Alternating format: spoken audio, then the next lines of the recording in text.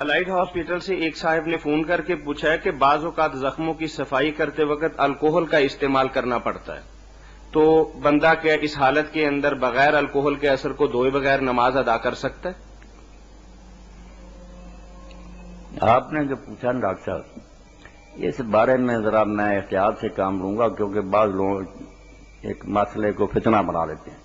یہ جو الکوہل وغیرہ نا منشیات، ان کے بارے میں صحیح بات جو ہے نا محدثین نے جو تلاش کی اور انہیں ملی اور صحیح ہے، وہ یہ ہے کہ یہ حرام ہے، نجس نہیں ہے۔ اب دوسرے سارے چونکہ لوگ کہتے ہیں کہ یہ ناپاک بھی ہے، وہ تو ہنگامہ کھڑا کریں گے۔ باقی بات یہی صحیح ہے کہ یہ حرام ہے، پی نہیں سکتا، مگر اگر جسم کو لگے ہوں یا کپڑے کو لگے ہوں تو ایسے ہی جیسے عرق لگا ہوا، یہ طاہر ہے، نجس نہیں ہے۔ صحیح بات یہ ہے، اس لیے آپ بے فکر ہو کر نماز پڑھ لیا کریں، کوئی بات نہیں، کپڑے بار بار دھونے کی ضرورت نہیں۔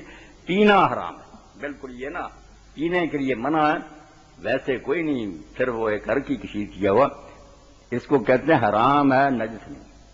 جی